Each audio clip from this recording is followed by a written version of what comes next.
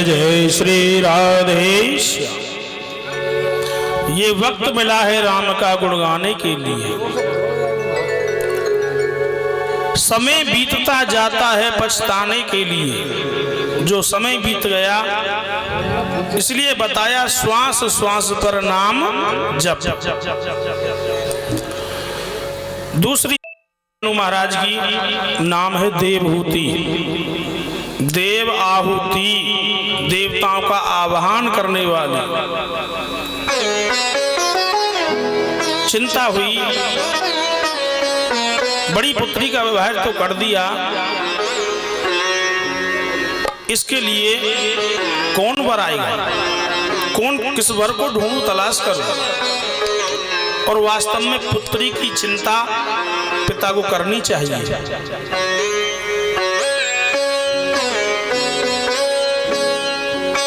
ब्रह्मा जी के छाया पुत्र हैं कर्दम ऋषि। सरस्वती नदी के किनारे पर बिंदु सरोवर पे आश्रम है। काफी समय हो गया भगवान का भजन ध्यान करते करते भगवान प्रसन्न हुए और दर्शन दिया। हे कर्दम जी, नेत्र खोलो, मैं आपकी तपस्या से प्रसन्न हूं, वरदान मांगो। कर्दम जी बोले, प्रभु मुझे कुछ नहीं चाहिए, आपका दर्शन हो गया। बोले कुछ नहीं चाहिए तो मैं तुम्हें जो आज्ञा दूं वो माननी पड़ेगी। बोले प्रभु क्या आज्ञा है? बोले आप विवाह करो। विवाह करूं? बोले अगर आप विवाह करोगे तो मैं तुम्हारा पुत्र बन के आऊंगा। अब जाके भगवान स्वयं पुत्र बन के आए तो विवाह सब राजी होते। बोले प्रभु व्यवस्था, बोले वो सब हो जाएगी। ठीक है प्रभु आपकी जैसी आज्ञा। भगवान ने वरदान दिया, दर्शन दिया, अंतर्ध्यान हो गए। इधर मनु महाराज के पास में नारद जी पहुंचे। नारद जी का स्वागत सम्मान सत्कार किया जी। बोले प्रभु गुरुदेव मेरी पुत्री है देवहूति, इसके लिए कोई वर बताइए। बोले महाराज हे राजन, इसके लिए बिंदु सरोवर पर कर्दम नाम के महात्मा है, वो ही सुयोग्य वर रहेंगे। आप जाओ, क्या वो शादी कर लेंगे? बोले आप जाओ तो सही। नारद जी के अगर के चले गए। आज राजा रानी ने अपनी बिटिया को रथ में बिठाया और चल देते। उधर रथ चलते चलते आश्रम के पास में पहुंचा तो महात्मा देख रहे थे। बोले भगवान आए थे, शायद व्यवस्था होने वाली शादी की। रथ आ रहा है। आश्रम के बाहर रथ को छोड़ दिया। वो समय था धर्म का। अब तो मोटरसाइकिलों मंदिर पे आश्रम पे आके रुके सीधी। रथ को दूर छोड़ दिया। तीनों प्राणी उतर के चले। आश्रम को प्रवेश करते प्रणाम किया। अब महात्मा जी देख रहे हैं। महात्मा जी बोले तीन आदमी हैं, तीन व्यक्ति हैं, तीन आसन बिछाए। पहुंचे, प्रणाम किया। महात्मा जी ने कहा राजन आसन ग्रहण कीजिए। एक आसन पर राजा बैठ गए मनु महाराज, एक पर उनकी पत्नी शत्रुपा। अब एक जो आसन रह गया वो कन्या के लिए बिछाया था।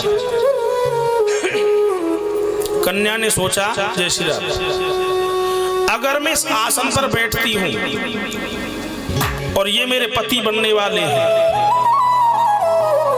तो मुझे पाप लगेगा, और नहीं बैठती हूं तो इनके आतिथ्य सत्कार का अपमान होगा, धर्म संकट।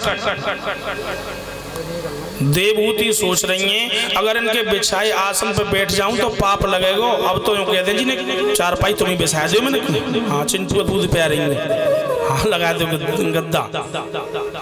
आसन पर बैठती हूं तो पाप लगेगा, क्या करें? महात्मा भी सोच रहे हैं कि लड़की कितनी होशियार है, कि पहले तो प्रथा है कन्या देखने की। हाँ अब तो फीता और राखें जेब में फीता, पहले तो जाके लंबाई नापे के फुट की छोरी। देवहूति ने क्या किया जी, जमीन पर बैठ गई और अपना सीधा हाथ उस आसन पर रख लिया। महात्मा जी समझ गए कन्या चतुर है। कहिए राजन, आप मेरे आश्रम पर पधारे हो, क्या सेवा करूं? तो राजा बोले, महाराज प्रिय व्रतोत्तान पादो स्वयसेयम दुहिता मम अभिछन्ति पति युक्तम वैशील गुणादमी। हे मुनिवर, ये प्रिय व्रत और उत्तान पाद की बहन है और अपने समान आप में गुणों को देखा तो आज मैं इस बिटिया को कन्यादान के रूप में आपको प्रदान करना चाहता हूं। महात्मा जी बोले, राजन विवाह तो मैं कर लूंगा कि भगवान के गई, लेकिन भाई एक पुत्र होने के बाद में संन्यास धारण कर लूंगा। तो देवहूति ने सोचा मेरे पति कामासक्त नहीं है, धर्मासक्त हैं। बड़ी प्रसन्न हुई, ब्रह्म विधि से आज विवाह संस्कार कराया जी, और विवाह के बाद में अपनी बिटिया को आज विदा करते हैं। ये समय ऐसा होता है, कितना भी पत्थर दिल पिता हो टूट जाता है। सिए बिलोक धीरता भागी रहे कहावत परम विरागी। जिस समय जनक जी ने अपनी पुत्री सीता को विदा किया था, मां सुनैना और जनक जी इतने रोए कि एक दूसरे के आंसुओं से माता की, जनक नंदिनी की, सीता जी की चोटी भीज गई थी, जिनको वैदेही कहा जाता था। माता पिता के आंसू जीवन में दो ही बार आते हैं, एक बिटिया घर छोड़ती है जब, और एक बेटा मुंह मोड़ता है तब। अक्सर मैं कहता हूं, बिटिया और पुत्रों में, बेटों में कोई अंतर फर्क नहीं समझना चाहिए। भक्ति का स्वरूप बिटिया होती है। बूढ़े पिता हो, रात को प्यास लगे, पुत्र की चारपाई पास में हो और पिताजी को पानी प्यास लगे, पानी मांगे तो पुत्र से कहें तो पुत्र क्या कहेगा, का खाली और पानी पानी मांग रहे हो, ना सो ना सुन दो।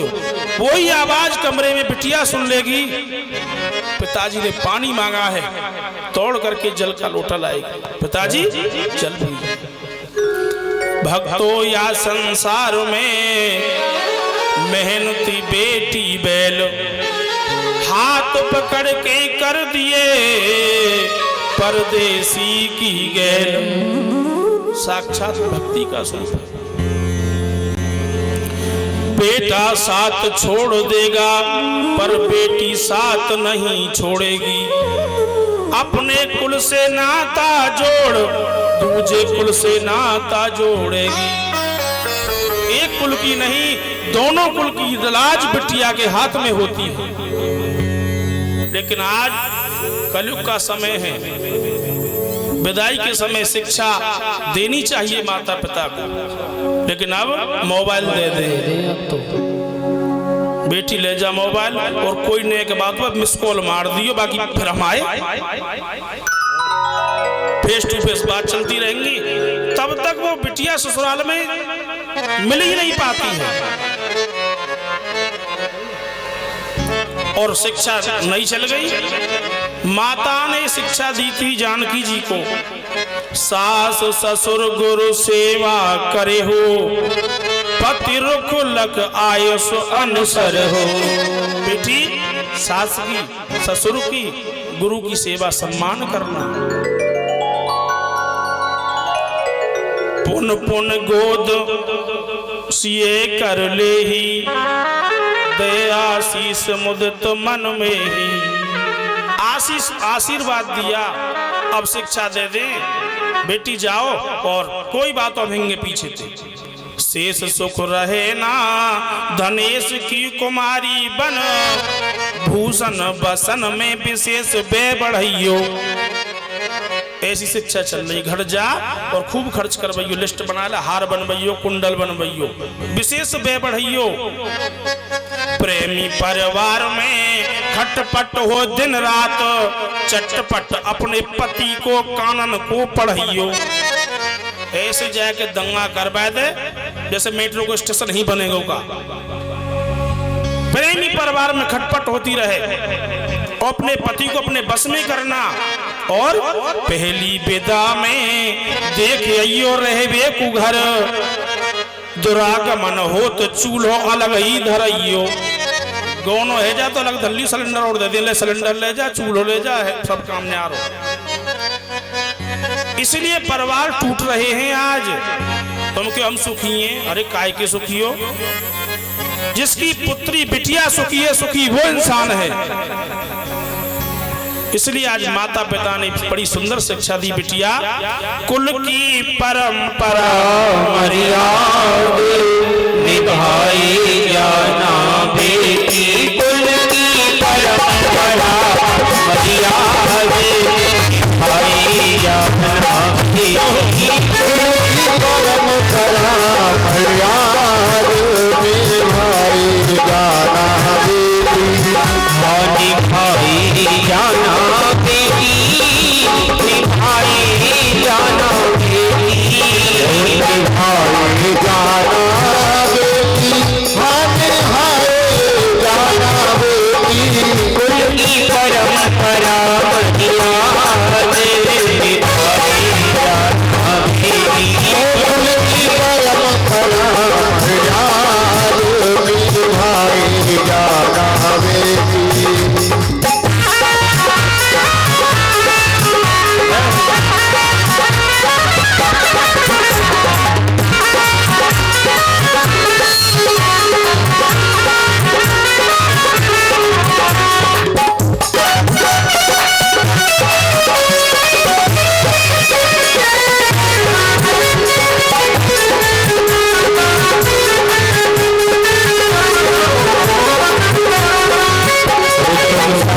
ससुर घर जाओ मत रो मती रुलाओ, सास ससुर घर जाओ मत रो मती रुलाओ, तुम सास ससुर घर जाओ मत रो मती रुलाओ, तुम सास ससुर घर जाओ मत रो मती रुलाओ, अपनी बचपन का संसारे भुलाई जाना बेटी, कुल की परंपरा मर्यादा निभाई जाना बेटी।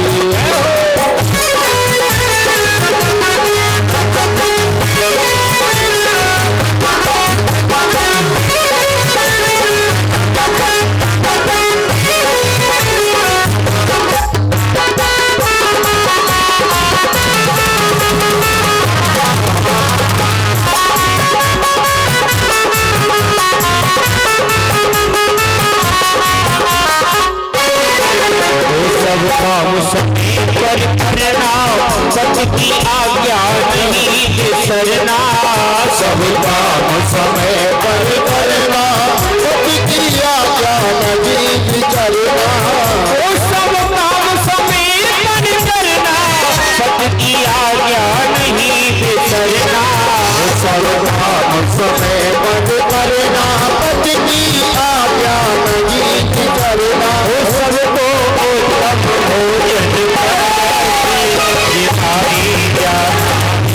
भोजन की परंपरा मर्यादा निभाई जाना बेटी।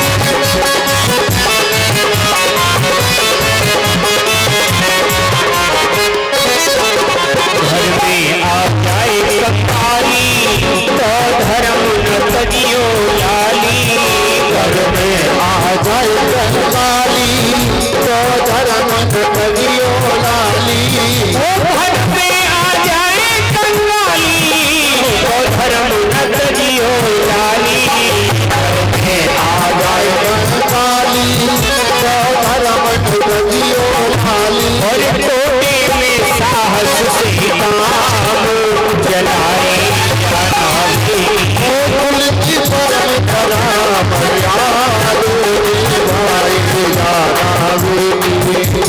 भाई जाना बेटी होती भाई जाना बेटी भाई जाना बेटी होती भाई जाना बेटी फूल की परंपरा मर्यादे परंपरा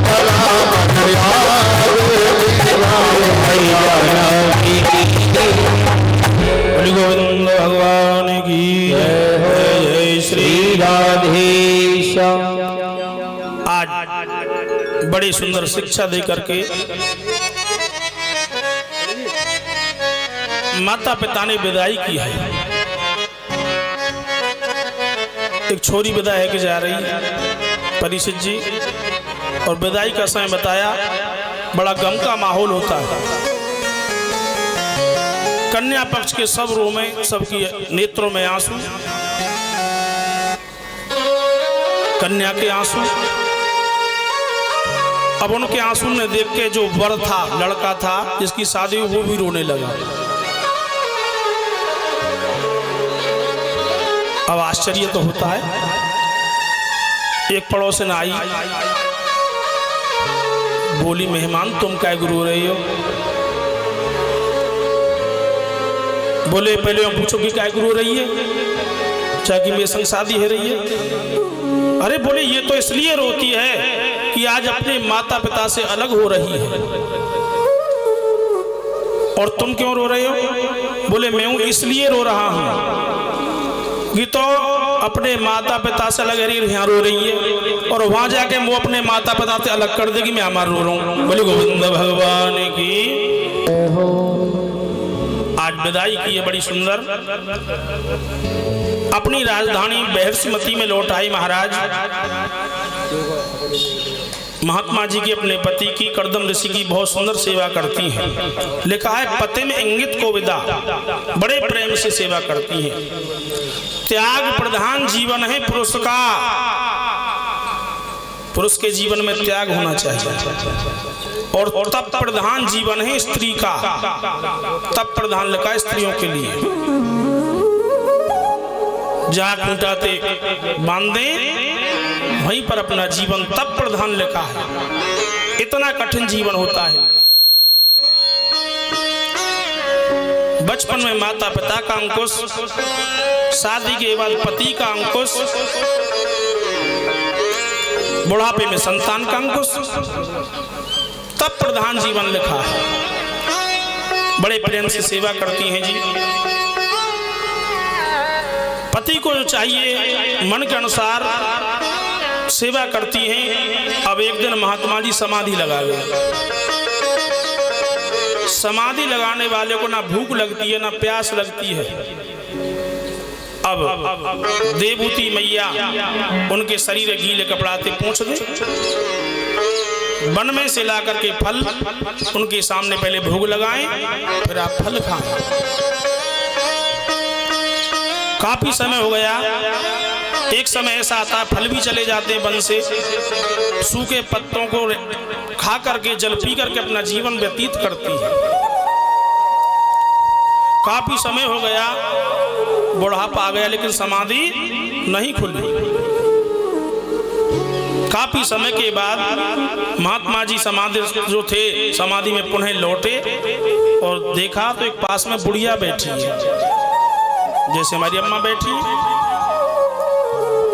महात्मा जी बोले देवी तुम कौन हो? अब देवभूति बोली ले ये तो मुँह भूले गए और कर लो दहेजो।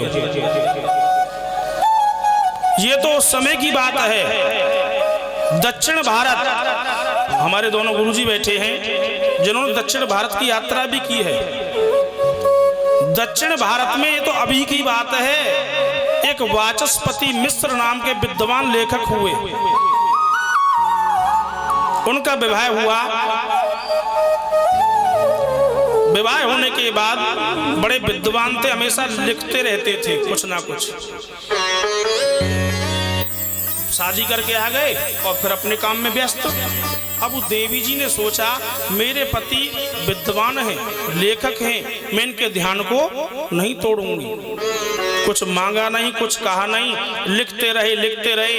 1-2 वर्ष जब बीत गए तो पहले तेल का दीपक होता था बहुत बड़ा, उसमें बत्ती जलती रहती थी।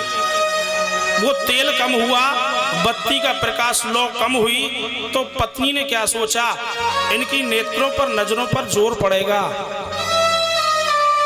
अपने हाथ की उंगली से उस बत्ती को जैसे आगे सरकाया तो प्रकाश तेज हुआ। अब जैसे ही प्रकाश तेज हुआ उन्होंने ऐसे देखा, बोले देवी तुम कौन? बोले महाराज 2 वर्ष पहले हमारा तुम्हारा विवाह संस्कार हुआ था, मैं तुम्हारी पत्नी हूं। क्या नाम है? बोले भामती। बोले तो देवी मुझे तो ज्ञात ही नहीं रहा और तुमने कभी बताया नहीं। तो बोले जाओ देवी, आज इस टीका को मैं तुम्हारे नाम पर ही लिखता हूं। उस टीका का नाम लिख दिया भामती टीका, जो संतों की पुस्तक है। तो ये तो अब की बात है। बोले महाराज मेरे माता पिता आए थे, आपके साथ में हमारा विवाह हुआ, मेरा नाम देवहूति है। अरे देवी इतना समय हो गया और बुढ़ापा भी आ गया, मैं तुमसे प्रसन्न हूं, तपस्या मैंने नहीं तुमने की है, क्योंकि समाधि वाले को तो कोई ध्यान ही नहीं रहता। तुमने अपना जीवन मेरे लिए समर्पण कर दिया, इसलिए तपस्या मैंने नहीं तुमने की है, वरदान मांगो। अब देवहूति हाथ पामन माई देखे, दांत गहे मोह झेरो, बुढ़िया कहा पेट में, अब कहा वरदान मांगो। मन की बात को समझ गए। उस बिंदु सरोवर में देवहूति के हाथ को पकड़ा, डुबकी लगाई और जैसे बाहर आए, कर्दम ऋषि की आयु 21 वर्ष और मां देवहूति की आयु 18 वर्ष, कायाकल्प हो गया। कामक नाम का विमान बनाया जी, उस विमान में भोग सामग्री इत्यादि रखी और उस विमान को आराम के लिए, भोग विलास के लिए आसमान की तरफ उड़ा दिया। विमान घूमता रहा। 9 वर्ष में इनके यहाँ 9 कन्याओं का जन्म हुआ। अब एक छोरी है जाए तो सांस ऊपर नीचे आने लगे। 9 कला, अनसुईया, श्रद्धा, हविर्भू, गति, क्रिया, ख्याति, अरुंधति और शांति। बोले देवी 9 कन्याएं हो गई हैं, अब मैं संन्यास धारण करूंगा। बोले महाराज जी अब इन कन्याओं की आगे बड़ी होंगी, शादी विवाह होंगे, आप संत हो जाओगे, मैं कैसे करूंगा? अरे एकाध पुत्र होता। जैसे ये पुत्र की बात कही तो कर्दम ऋषि समझ गए, मुझे भगवान ने एक बार दर्शन दिया था और कहा था मैं तुम्हारा पुत्र बन के आऊंगा। बोले ठीक है देवी, अब के हमारे तुम नियम से रहेंगे, भगवान का भजन करते नियम से रहते हैं। भगवान की कृपा हुई और समय आने पर कार्तिक के महीने में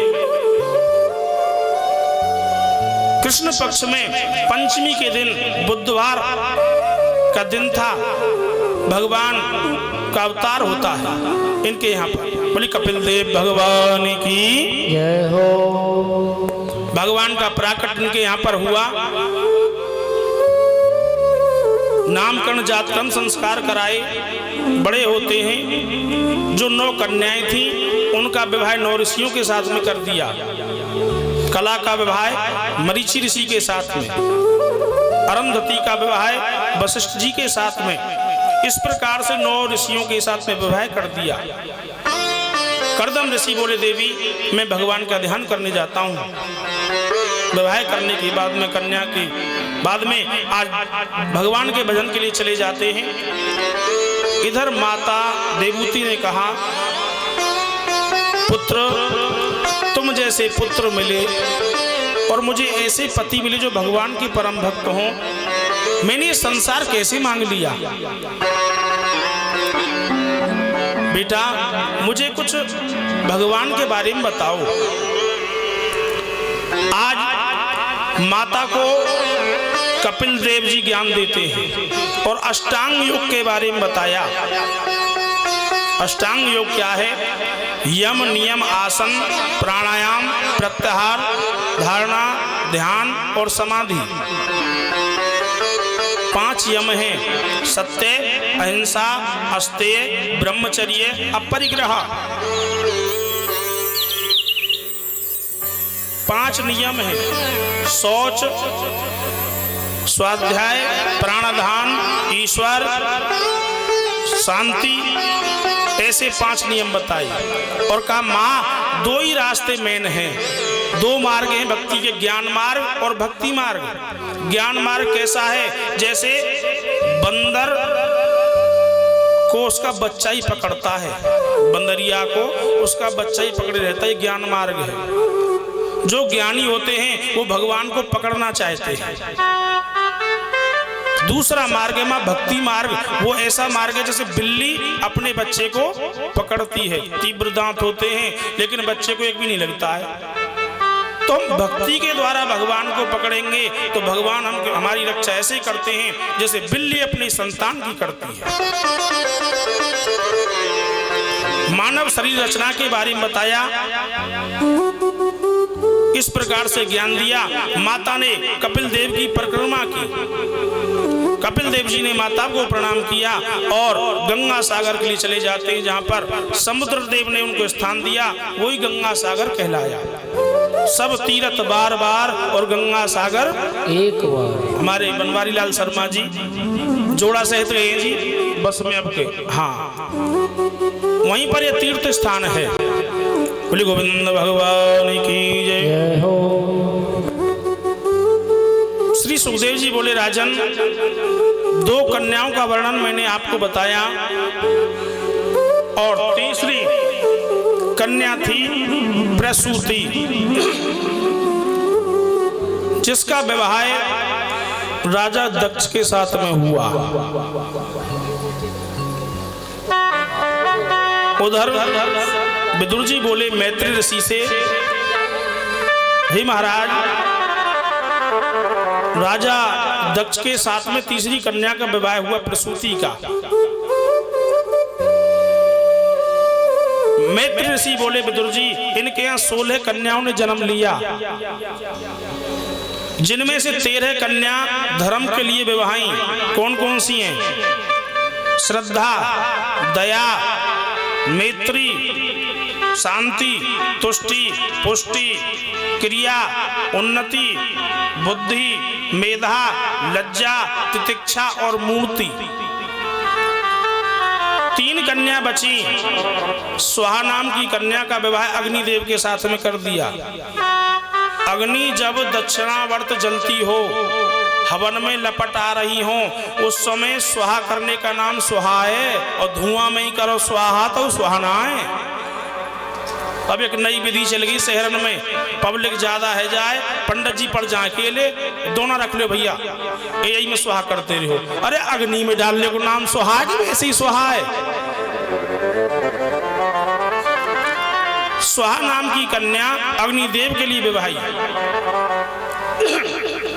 स्वधा नाम की कन्या पितरों के देव आर्यमा देव, उनके लिए विवाह किया। और सती नाम की कन्या का विवाह भगवान शंकर के साथ में हुआ। बोली शंकर भगवान की जय हो। शंकर भगवान के विवाह की कथा भागवत जी में नहीं है, लेकिन श्लोक दिए हैं। सती के साथ विवाह हुआ, पार्वती के साथ विवाह हुआ। कथा कौन कहेगा जी? ये तो सूक्ष्म है, विस्तार करने का नाम है व्यास। जो व्यास है वो विस्तार करना जानता हो, इसलिए कैसे विवाह हुआ, इसलिए व्यास जी कथा कहते हैं। बोले शंकर भगवान की जय हो। बोले महाराज, राजा दक्ष तो अपनी पुत्रियों से इतना प्रेम करता था, तो इतना द्वेष अपनी पुत्री से क्यों किया? बोले विदुर जी, इसमें सती जी से ही अपराध हुआ था। बोले सती जी से कैसे हुआ? बोले एक बार, एक समय की बात है, त्रेता युग का समय था। एक बार त्रेता युग माही शंभु गए कुंभज ऋषि पाए। एक समय की बात है, त्रेता युग का समय था और भगवान शंकर और माता सती कथा सुनने कहाँ गए? कुंभज ऋषि अगस्त ऋषि के पास। संग सती जग जनन भवानी, पूजे ऋषि अखिलेश्वर जानी। जब कथा सुनवे गए तो महात्मा ने पूजा की भगवान शंकर और सती मैया की। अब जब से पूजन किया, क्योंकि वो महात्मा जानते थे ये महादेव हैं, सती मैया बोली जब गई पूजा कर रो हमारी उल्टी तो ये कथा कहाँ सुनावे? मन में बेकार आ गया और मन में जब बेकार आ जाता है तो कथा नहीं सुनी जाती है। यहाँ पर भी देख लेना आप, जिसके मन में बेकार आ जाएगा उसका ध्यान कथा में नहीं रहेगा, वहाँ को ध्यान तो कहीं और नहीं डोले कि ई काम ऐसे ना है रो, ई काम ऐसे हो गए, ई काम ऐसे ना होना चाहिए। अरे कथा सुनो, मन में बेकार मत लाओ। माता ने कथा को नहीं सुना। राम कथा मुनि बरजो बखानी, सुनी महेश परम सुख मानी। माता ने कथा को नहीं सुना, भगवान शंकर ने सुना। जब कथा सुनी तो मुनि को भगवान की भक्ति महादेव ने प्रदान की। शंकर भगवान राम जी की भक्ति देते हैं। मुनि सन विदा मांग संग त्रिपुरारी, चले भवन संग दक्ष कुमारी। कथा को पूर्ण किया मुनि जी ने कि इस समय राम जी का मेरे प्रभु का अवतार हो गया है। पिता माता के वचनों के अनुसार वन में विचरण कर रहे हैं। सीता जी का हरण हो चुका है और कथा को यहीं पर विश्राम कर दिया। विदा मांगी भगवान शंकर ने सती जी के साथ में और वहां से चल दिए। अब भगवान भोले बाबा सोचते जा रहे हैं, भाई कथा जो होती है वो सत्य होती है। मेरे प्रभु का अवतार हो चुका है और ना जाने इस वन में ही विचरण कर रहे हो, मुझे दर्शन हो जाए। क्या देखा भोले बाबा ने? राम लक्ष्मण सामने से आ रहे हैं और कौन सा समय था जब माता जानकी का हरण रावण कर ले गया था। बिरह बिकल नर एव रघुराई, खोजत विपिन फिरत दो भाई। आज जंगल में वन में लताओं से पताओं से, हे खग मृग हे मधुकर श्रेणी, तुम देखी सीता मृग नैनी। वन में सीता जी के वियोग में राम लक्ष्मण घूम रहे हैं और राम जी कहते हैं लक्ष्मण जी से, भैया लक्ष्मण वीर रे।